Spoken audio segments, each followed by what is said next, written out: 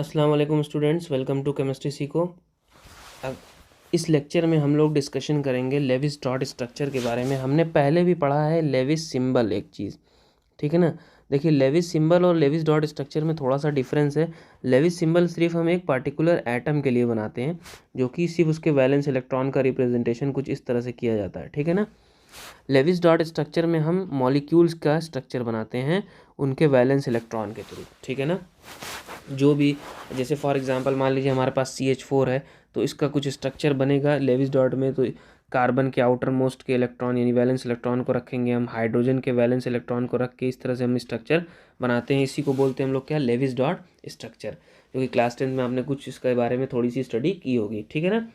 तो आज इस बार इस लेक्चर में हम लोग इन डेप्थ स्टडी करेंगे और नियरली कोशिश करेंगे कि बहुत सारे एग्जांपल हो, ताकि समझ में आ जाए कि कैसे बनाया जाता है लेविस डॉट स्ट्रक्चर किसी भी मॉलिक्यूल का, ठीक है। अब चार्ज स्पीशीज़ हो चाहे नॉन चार्ज स्पीशीज़ हो, सबका हम लोग इसमें बनाने की कोशिश करेंगे, सीखेंगे, ठीक है ना। तो लेविस डॉट स्ट्रक्चर में अगर हम एक एग्जांपल लें, जैसे हमने H2O का एग्जांपल लिया, तो इसमें जो है दो चीज़ें होती हैं। एक होता है हमारा सेंट्रल एटम, जिसको हम लोग कंसीडर करते हैं कि इसी से सारी चीज़ें जुड़ी हुई हैं। दूसरा होता है हमारा कॉर्नर एटम। कॉर्नर एटम जो साइड में लगा हुआ होता है। तो इस केस में हम ऑक्सीजन को सेंट्रल एटम मानेंगे और हाइड्रोजन को क्या मानेंगे, कॉर्नर एटम, क्योंकि ऑक्सीजन से ही दोनों हाइड्रोजन लगे हुए होते हैं, ठीक है ना। तो सेंट्रल एटम और कॉर्नर एटम इस तरह से डिटरमाइन किए जाते हैं। लेकिन कभी कभी केस ऐसा आता है, जैसे फॉर एग्जांपल अगर हम बात करें HNO3, जो कि है नाइट्रिक एसिड, इसमें एक हाइड्रोजन एक नाइट्रोजन। अब हम कंफ्यूज हो सकते हैं कि कौन सेंट्रल एटम होगा, कौन हमारा कॉर्नर एटम होगा। तो ऐसे केस के लिए कुछ रूल्स फॉलो किए गए हैं, ठीक है ना। तो रूल क्या है वो, फॉर सेलेक्टिंग सेंट्रल एटम, देख लीजिए उसको। देखिए, कुछ क्राइटेरिया फॉलो करना होता है सेंट्रल एटम को फॉलो करने के लिए, चेक करने के लिए कि कौन होगा सेंट्रल एटम। तो इसमें सबसे पहला जो होता है, चेक करिए कि लीस्ट नंबर हो, सबसे कम जो हो उसी को हम लोग सेंट्रल एटम मान लेंगे। अब ऐसा हमने एग्जांपल लिया ना कि देखिए इसमें दोनों सेम नंबर, हाइड्रोजन भी 1 है और नाइट्रोजन भी 1 है। तो ऐसे कन्फ्यूजन में फिर हम चेक करेंगे कि जिसकी इलेक्ट्रोनिगेटिविटी कम हो, ठीक है, जिसकी इलेक्ट्रोनिगेटिविटी क्या हो, कम हो। तो अब इसमें हाइड्रोजन और नाइट्रोजन में किसकी इलेक्ट्रोनिगेटिविटी कम होती है, इसको हमको डिटरमाइन करना पड़ेगा। अगर मान लीजिए इस पर भी टाई हो जाता है, मान लीजिए दोनों की इलेक्ट्रोनिगेटिविटी लगभग सेम आ रही है, वैसे तो नाइट्रोजन की ज़्यादा होती है, ठीक है। तो इस केस में फिर हम लोग चेक करेंगे क्या, साइज़ कौन सी होगी, ठीक है, जिसकी बड़ी साइज़ होगी उसको कंसिडर करेंगे, ठीक। देन उसके बाद हम एटॉमिक नंबर हाईएस्ट होना चाहिए, ठीक है ना। ये 4 क्राइटेरिया हैं, वैसे 3 तक में काम हो जाता है, अक्सर जो है फर्स्ट ही में काम हो जाता है, फर्स्ट क्राइटेरिया में। लेकिन अगर कहीं टाई अप होता है तो हम इन चारों क्राइटेरिया को फॉलो करा के हम सेंट्रल एटम को एक्वायर कर लेते हैं, पता कर लेते हैं कि कौन सा सेंट्रल एटम होगा, ठीक है। इसके बाद फिर कुछ और भी प्रोटोकॉल्स हैं लेविस डॉट स्ट्रक्चर बनाने की। जैसे सबसे पहला तो यही हो गया कि सेलेक्टिंग सेंट्रल एटम। दूसरी जो है वो हमारे पास ये है कि जो कॉर्नर एटम्स होंगे, जो बच रहे हैं एटम्स किनारे किनारे जो लगे होते हैं, उनका ऑक्टेट कंप्लीट होना चाहिए, ठीक है। उनका ऑक्टेट क्या होना चाहिए, कंप्लीट होना चाहिए। ऑक्टेट कंप्लीट होना कंपलसरी है कॉर्नर एटम का, ठीक है। एक्सेप्शन अराइज होती है यहीं पर कि जो सेंट्रल एटम होता है उसके ऑक्टेट कंप्लीट होना ज़रूरी नहीं है। कभी कभी ये octet rule does not follow होता है, ठीक है ना, does not follow octet rule, okay. कभी कभी ऑक्टेट रूल टूट जाता है क्योंकि सेंट्रल एटम पे कभी कभी ज़्यादा इलेक्ट्रॉन्स आ जाते हैं, ठीक है। तो ऐसा ज़रूरी नहीं है कि सेंट्रल एटम को हमेशा 8 ही इलेक्ट्रॉन से फिल किया जाए। हम इस रूल को इग्नोर कर सकते हैं, किसके लिए, सेंट्रल एटम के लिए, ठीक। चौथी जो ज़रूरी बात वो ये है समझने की कि जो सेंट्रल एटम होता है वो कोशिश करता है मैक्सिमम कोवेलेंसी एक्वायर करने की, ठीक है। Central atom tries to acquire या tries to remain in maximum covalency, ठीक है ना। वो मैक्सिमम कोवेलेंसी यानी कि जो मैक्सिमम इलेक्ट्रॉन की शेयरिंग को या जितनी उसकी पॉसिबिलिटी है उतने को चाहता है कि वो मैक्सिमम कोवेलेंसी यानी इतना बॉन्ड बना ले। जैसे फॉर एग्जांपल कुछ हम बता देते हैं एग्जांपल, जैसे ऑक्सीजन की मैक्सिमम कोवेलेंसी 2 होती है, यानी 2 बॉन्ड तो बनाएगा ही बनाएगा। सल्फ़र की 6 होती है। इसी तरह से नाइट्रोजन की 5 कोवेलेंसी होती है, लेकिन ये 4 ही बॉन्ड बनाता है, ठीक है, 4 ही बॉन्ड पॉसिबल होते हैं इसमें। ऐसी फास्फोरस की बात की जाए तो इसकी भी 5 होती है। कार्बन की बात की जाए तो 4 कोवेलेंसी होती है, ठीक है। इस तरह से सिलिकॉन की बात की जाए तो इसकी भी 4 होती है। क्लोरीन की बात की जाए तो इसकी भी क्या होती है, 7 होती है, ठीक है। तो कई सारी पॉसिबिलिटीज़ हैं। अच्छा, अगर 7 कोवेलेंसी है तो इसमें 1 भी बॉन्ड बन सकता है, 3 भी बन सकता है, 5 भी बन सकता है और 7 भी बन सकता है। ये डिपेंड करेगा कि कैसा हमारा मॉलिक्यूल है उसके ऊपर, ठीक है। ऐसी सल्फ़र की बात करें ना तो इसमें 2, 4, 6 तीनों पॉसिबिलिटी है बॉन्ड बनने की, ठीक। फॉस्फोरस की बात करें तो 3 भी है, 5 भी है, ठीक है ना। कहीं ना कहीं आपने नोटिस किया होगा 2 कंपाउंड PCl3 और PCl5, दोनों केसेस में इसमें 3 कोवेलेंसी दिख रही है, इसमें 5 दिख रही है, तो दोनों पॉसिबिलिटी है। तो ये डिपेंड करेगा कि कौन सा एटम या कौन सा मॉलिक्यूल लिया गया है, ठीक है ना। तो ये था हमारा कुछ जनरल बातें जो कि हमको लेविस डॉट स्ट्रक्चर पहले बनाने से पहले जाननी थी। फिर से एक बार समझ लेते हैं कि सेंट्रल एटम को सेलेक्ट करने के लिए क्या क्या फॉलो करना है। लीस्ट नंबर होना चाहिए, अगर लीस्ट नंबर में गड़बड़ा रहा है मामला तो इलेक्ट्रोनेगेटिविटी लीस्ट होनी चाहिए, उसमें भी गड़बड़ हो रहा है तो साइज़ बड़ी होनी चाहिए, या फिर उसमें एटॉमिक नंबर बड़ा होना चाहिए, ठीक है। और अगर हम बात करें दूसरी तो कॉर्नर एटम जो है उसका ऑक्टेट पूरा होना चाहिए। सेंट्रल एटम के लिए ऑक्टेट रूल का कोई बहुत इंपॉर्टेंस नहीं है, और सेंट्रल एटम हमेशा जो है क्या करेगा, मैक्सिमम कोवेलेंसी एक्वायर करने की कोशिश करता है, ठीक है ना। तो इस तरह से हम लोग अब शुरू करते हैं, ठीक है। तो अगर अब हम कुछ स्टेप्स को फॉलो करना होगा किसी भी लेविस डॉट स्ट्रक्चर को बनाने के लिए, तो पहले हम स्टेप्स देख लेते हैं, देन उसके बाद हम लोग बनाना शुरू करते हैं, ठीक है ना। तो स्टेप्स देखने में सबसे पहला जो स्टेप होता है वो होता है क्यू कैलकुलेट करना, ठीक है। क्यू क्या चीज़ होती है? क्यू बेसिकली होता है total number of electron, total electron in molecule, ठीक है। कितने इलेक्ट्रॉन होंगे मॉलिक्यूल में उसकी कैलकुलेशन को हम लोग बोलते हैं क्यू, ठीक है ना। क्यू के बाद हम लोग फिर क्या करते हैं, फिर हम लोग बनाते हैं स्ट्रक्चर, ड्रॉ करते हैं सिंगल बॉन्ड से, स्ट्रक्चर विथ सिंगल बॉन्ड, ठीक है। सिंगल बॉन्ड के साथ हम लोग स्ट्रक्चर ड्रॉ करते हैं, एक रफ स्ट्रक्चर, बेसिकली इसको स्ट्रक्चर नहीं बोलेंगे, रफ स्ट्रक्चर बोलेंगे, ठीक है ना। इसके बाद फिर हम लोग कैलकुलेट करते हैं बॉन्ड पेयर ऑफ इलेक्ट्रॉन्स को, ठीक, कि बॉन्ड पेयर इलेक्ट्रॉन कितने हो रहे हैं, यानी कि कितने बॉन्ड बने। जैसे इसको कैलकुलेट करने का सिंपल तरीका है 2 से मल्टीप्लाई कर दीजिए बॉन्ड्स को, ठीक है, तो हमको पता चल जाएगा कि कितने बॉन्ड में इलेक्ट्रॉन हो रहे हैं। देन उसके बाद हम लोग कैलकुलेट करते हैं क्या, लोन पेयर इलेक्ट्रॉन को, मतलब कितने बचे रह गए जो नॉन बॉन्डेड इलेक्ट्रॉन्स हैं उनको। तो लोन पेयर को कैलकुलेट करने का तरीका, क्यू में से बॉन्ड पेयर इलेक्ट्रॉन को माइनस कर दीजिए तो हमको क्या मिल जाएगा, लोन पेयर मिल जाएगा, ठीक है ना। तो ये इतने सारी कैलकुलेशन करनी पड़ेगी। देन इसके बाद जो 5वां स्टेप आता है वो आता है हमको लोन पेयर को क्या करना होता है, ऑक्टेट पूरा करना होता है। लोन पेयर जो इलेक्ट्रॉन बनता है हमारे पास जो मिलेगा उससे हमको ऑक्टेट कंप्लीट करना पड़ेगा, ठीक है ना। लोन पेयर इलेक्ट्रॉन में ऑक्टेट कंप्लीट करना पड़ेगा। मान लीजिए ऑक्टेट पूरा नहीं हो रहा है तब क्या करेंगे, तो अगर लोन पेयर का यूज़ करके ऑक्टेट नहीं कंप्लीट कर पा रहे हैं हम लोग, तो हम लोग क्या करेंगे, डबल ट्रिपल बॉन्ड का यूज़ करेंगे देन, ठीक है ना, डबल ट्रिपल बॉन्ड का यूज़ करेंगे, ठीक है, उसी लोन पेयर इलेक्ट्रॉन से, ठीक। उसके बाद फिर 7वां स्टेप होता है चार्ज का। मान लीजिए कोई चार्ज स्पीशीज़ हो तब क्या करेंगे, ठीक है। जैसे जैसे एग्जांपल के तौर पे हमारे पास चार्ज स्पीशीज़ क्या क्या हो सकती है, NO2+ हो सकती है, NO3- हो सकती है, CO3 2-, कोई भी चार्ज स्पीशीज़ हो। इस केस में क्या करेंगे, तो अगर चार्ज स्पीशीज़ है तो याद रखना होगा कि अगर पॉजिटिव चार्ज है, ठीक है, पॉजिटिव चार्ज अगर हमारे पास आ रहा है तो हमको कहाँ रखना होगा, उसको सेंट्रल एटम पे रखना होगा। कहाँ रखना होगा, सेंट्रल एटम पे। और निगेटिव चार्ज आ रहा है तो हमको कहाँ रखना होगा, कॉर्नर एटम पे, ठीक है ना। सेंट्रल एटम पे पॉजिटिव चार्ज और निगेटिव चार्ज आ रहा होगा तो कॉर्नर एटम पे, ठीक। अब इसके बाद एक इम्पॉर्टेंट चीज़ और है कि अगर चार्ज स्पीशीज़ हमको मिलती है तो चार्ज स्पीशीज़ मिलेगी तो जाहिर सी बात है कि नंबर ऑफ़ इलेक्ट्रॉन चेंज होंगे, ठीक है। तो इस केस में क्यू की वैल्यू भी चेंज होगी। तो अगर मान लीजिए पॉजिटिव चार्ज मिल रहा है तो हमको इलेक्ट्रॉन को क्या करना पड़ेगा, माइनस करना पड़ेगा, ठीक है ना। इलेक्ट्रॉन को क्या करना पड़ेगा, माइनस करना पड़ता है, क्योंकि पॉजिटिव चार्ज क्या रिप्रेजेंट कर रहा है, इलेक्ट्रॉन चला गया। और अगर निगेटिव चार्ज मिल रहा है उस केस में हमको इलेक्ट्रॉन को क्या करना पड़ता है, ऐड करना पड़ता है, ठीक है, ताकि इलेक्ट्रॉन का जो एक्सेस हुआ उसको बता सकें। जैसे Cl पे एक इलेक्ट्रॉन चला जाता है तो Cl- बन जाता है ना, तो उसी तरह से हमको यहाँ पे रिप्रेजेंट करना पड़ेगा ऐड करके। तो इस तरह से ये स्टेप फॉलो करके हम लेविस डॉट स्ट्रक्चर को ईजिली बना सकते हैं, ठीक है। तो छोटे से शुरू करते हैं। सबसे पहला एग्जाम्पल हम लोग लेते हैं हाइड्रोजन का, ठीक है, हाइड्रोजन का।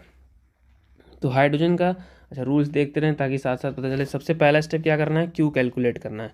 तो क्यू कैसे कैलकुलेट होगा, देखिए सिंपल, कितने इलेक्ट्रॉन होंगे मॉलिक्यूल में भाई, हाइड्रोजन में 1 इलेक्ट्रॉन, दो हाइड्रोजन, तो टोटल इलेक्ट्रॉन कितने हो गए, 2 इलेक्ट्रॉन्स। ठीक है, उसके बाद दूसरा स्टेप क्या करा है, सिंगल बॉन्ड से स्ट्रक्चर बनाइए। तो यहीं पर सिंगल बॉन्ड से स्ट्रक्चर बना लेते हैं। ठीक है, दूसरा स्टेप क्या कह रहा है, बॉन्ड स्ट्रक्चर बनाना है सिंगल बॉन्ड से, हो गया। अब bond pair of electron calculate करना है। तो bond pair of electron 2 multiplied by number of bonds. तो यहाँ एक ही बॉन्ड है तो सीधे 2 इलेक्ट्रॉन, तो बॉन्ड पेयर इलेक्ट्रॉन भी मिल गए हमको। फिर उसके बाद क्या करना है, लोन पेयर इलेक्ट्रॉन कैलकुलेट करना है।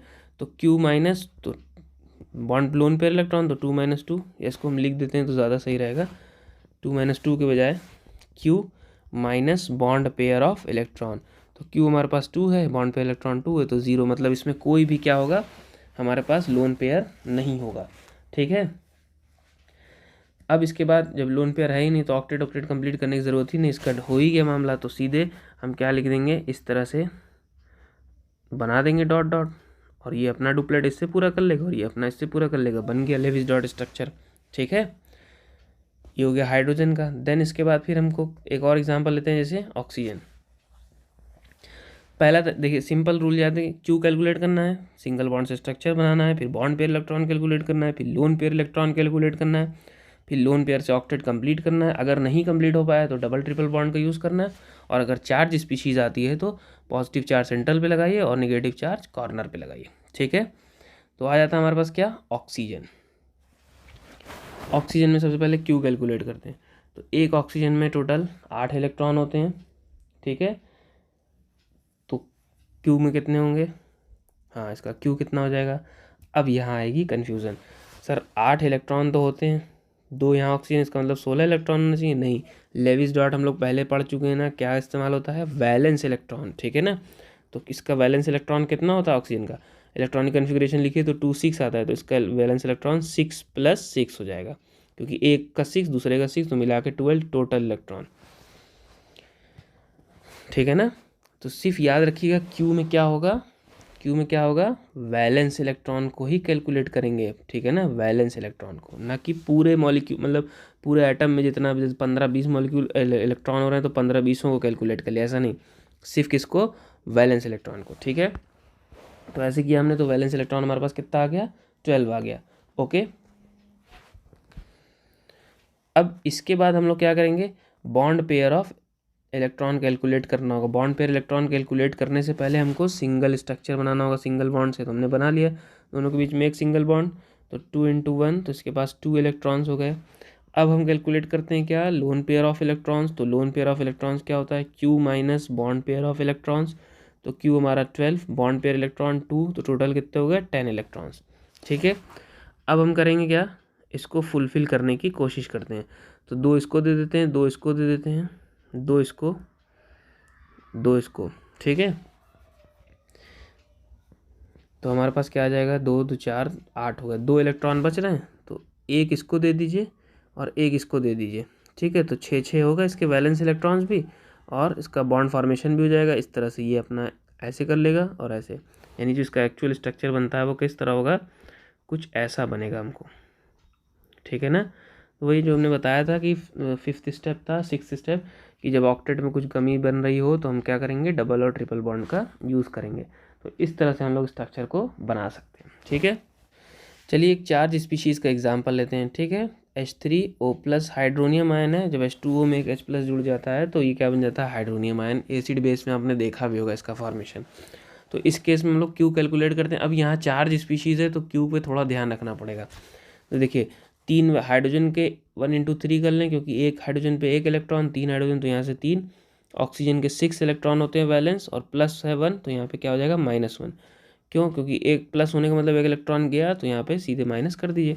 ठीक है, तो आंसर क्या आ जाएगा हमारा, 8 इलेक्ट्रॉन। तो इसका क्यू क्या आ गया, 8। अब हम क्या करेंगे, हम लोग सिंगल बॉन्ड से स्ट्रक्चर बनाएंगे। ठीक है, ये हमारा स्ट्रक्चर बन गया। अब bond pair of electron calculate करिए। तो bond pair of electron calculate करेंगे, कितना मिलेगा हमको, क्या बताया था हमने, 2 × नंबर ऑफ बॉन्ड्स। तो 1 2 3 बॉन्ड्स है, तो इस केस में कितने हो गए, 6 इलेक्ट्रॉन। तो इसके बाद फिर हम lone pair of electron calculate करें, तो Q - B bond pair of electrons, तो हमको क्या मिल जाएगा 8 - 6 दैट इज़ 2 इलेक्ट्रॉन। तो 2 लोन पेयर ऑफ इलेक्ट्रॉन मिल गए। कहाँ पे रखेंगे, सेंट्रल एटम पे रख देंगे। इस तरह से हमने रख दिया सेंट्रल एटम पे, बन गया हमारा स्ट्रक्चर। बस बॉन्ड को कन्वर्ट कर लीजिए उसमें डॉट में। तो इस तरह से ऑक्सीजन यहाँ पे डॉट और ये डॉट, एक ऐसे ऐसे और ऐसे। देखिए इसका भी डुप्लेट पूरा हो रहा है, इसका भी डुप्लेट पूरा हो रहा है, इसका भी डुप्लेट पूरा हो रहा है, और इसका भी डुप्लेट इस तरह से पूरा हो रहा है। ठीक है ना, ऑक्सीजन का ऑक्टेट पूरा होगा, सॉरी डुप्लेट नहीं। ठीक है, तो ये बन गया हमारा लेविस डॉट स्ट्रक्चर। इसी तरह से हम तमाम अलग अलग चीज़ों का स्ट्रक्चर बना सकते हैं। ठीक है ना, और भी एग्जांपल करते हैं हम लोग। जैसे एक फॉर एग्जांपल, जैसे मान लीजिए हमने ले लिया NH4+ का। ठीक है, अगेन यहाँ पे प्लस चार्ज है, तो क्यू का कैलकुलेशन करते वक्त हमको थोड़ा सा ध्यान रखना पड़ेगा। जैसे हमारे पास 4 हाइड्रोजन, तो 1 × 4 सीधे सीधे, प्लस नाइट्रोजन के आउटर मोस्ट में 5 इलेक्ट्रॉन, एक माइनस कर दिए, तो टोटल कितने इलेक्ट्रॉन आ रहा है, 8 इलेक्ट्रॉन। दूसरा स्टेप, सिंगल बॉन्ड से स्ट्रक्चर बनाइए। ठीक है, तो नाइट्रोजन सबसे कम है, वही सेंट्रल एटम होगा, तो ये बन गया हमारा सिंगल बॉन्ड से structure. Bond pair of electrons calculate करिए, तो सीधे 2 × कितने बॉन्ड पेयर हैं, 4, तो 4 हो गया, तो टोटल कितने हो गए, 8 इलेक्ट्रॉन्स हो गए। ठीक है, अब इसके बाद lone pair of electrons calculate करना है, तो 8 - 8 क्या हो जाएगा, 0 हो जाएगा। तो इसमें कोई लोन पेयर है ही नहीं। ठीक है, तो सिंपली इसको अब क्या करेंगे, कन्वर्ट कर दीजिए डॉट में। तो इस तरह से हम लोग कन्वर्ट कर देते हैं डॉट। ये हो गया हमारा NH4 का स्ट्रक्चर, हाइड्रोजन का अपना डुप्लेट पूरा और नाइट्रोजन का अपना ऑक्टेट पूरा हो गया। और ये भी हमने पढ़ा था कि सेंट्रल एटम पे प्लस चार्ज, तो यहाँ प्लस लगा दीजिएगा, इधर भी प्लस भूल गए थे सॉरी, तो प्लस इस तरह से लगा लीजिए। तो ये हमारा बन गया क्या, लेविस डॉट स्ट्रक्चर। ठीक है, अब बारी आती है किसी माइनस की। जैसे मान ली फॉर एग्जांपल हमारे पास NO3 स्पीशीज़ है। ठीक है, अब ये माइनस चार्ज कहाँ लगेगा, साइड एटम पे या किस कॉर्नर एटम पे। ठीक है, तो ऐसे केस में हमको क्या करना पड़ेगा, इसको थोड़ा सा समझना पड़ेगा। जैसे मान लीजिए हमारे पास Q है, Q क्या निकलेगा इसका, भाई ऑक्सीजन के आउटर मोस्ट में कितने इलेक्ट्रॉन होते हैं, 6 × 3। ठीक है, कॉर्नर एटम पे एक और जुड़ेगा, तो यहाँ पे हम जोड़ लेते हैं, +1 कर लेते हैं। ठीक है, और नाइट्रोजन के 5, तो 5 × 1 = 6 और 6 × 18 = 6, 24 इलेक्ट्रॉन्स हो गए। ठीक, तो टोटल Q आ गया। अब हमको क्या करना है, स्ट्रक्चर बना लीजिए सिंगल बॉन्ड से OOO। ठीक, इस केस के बाद हमको क्या करना होता है, bond pair of electron calculate करना है। Bond pair of electron calculate करिए, तो 2 × 3 बॉन्ड्स हो रहे हैं, तो टोटल कितने इलेक्ट्रॉन, 6। फिर lone pair of electrons calculate करेंगे, तो हमको क्या मिलेगा, 24 - 6, टोटल 18 इलेक्ट्रॉन्स। ठीक है, तो लोन पेयर्स को सेट करिए, तो 2 यहाँ पे इस तरह से कर लेते हैं, तो 6 ये हो गए, 6 12 हो गए, और 6 इस पे कर लेते हैं, तो क्या हो गया हमारे पास, 18 हो गया। ठीक है, लोन पेयर सेट। अब माइनस चार्ज किस पे रखना है, क्योंकि अगर हम इसको कन्वर्ट करें, ठीक है ना, ध्यान से देखिए, जैसे हमारे पास अगर हम इसको नोटिस करें डॉट फॉर्म में, तो हमको पता चलेगा कि हमसे क्या हो सकती है मिस्टेक। ध्यान से देखिए इस चीज़ को। अब इस पे नोटिस करिए, देखिए इसका ऑक्टेट पूरा है, इसका भी ऑक्टेट पूरा है, इसका भी ऑक्टेट पूरा है, और इसका तो 6 है। ठीक है, ऑक्टेट पूरा नहीं है। कहा गया क्या कि निगेटिव चार्ज कहाँ जाता है, कॉर्नर एटम पे जाता है। ठीक है, निगेटिव चार्ज कहाँ जाता है, कॉर्नर एटम पे जाता है। तो अब कौन सा एटम पे जाएगा, इस पे, इस पे, इस पे, क्योंकि सबका ऑक्टेट पूरा है, तो निगेटिव चार्ज आखिर जाएगा कहाँ। तो ऐसे केस को समझने के लिए हमारे पास एक नया कॉन्सेप्ट आता है, जिसको हम लोग बोलते हैं क्या, फॉर्मल चार्ज, जो कि हमारी वीडियो का, अगली वीडियो का टॉपिक है। अगली वीडियो में हम डिस्कस करेंगे क्या, कि कैसे फॉर्मल चार्ज को यूज़ करके हम लोग किसी भी कॉर्नर एटम पे माइनस चार्ज को लगाते हैं। ठीक है ना, तो फॉर्मल चार्ज के बारे में हम लोग नेक्स्ट वीडियो में पढ़ेंगे। So thanks for watching this video. इस स्ट्रक्चर बनाने के लिए आपको रूल्स फॉलो करना है, और ये सारे पे फॉलो हो जाता है आराम से। कई सारे क्वेश्चन से प्रैक्टिस कीजिएगा। कोई कमेंट हो, कोई डाउट हो, कोई हो, तो कमेंट सेक्शन का यूज़ करिए। Thank you.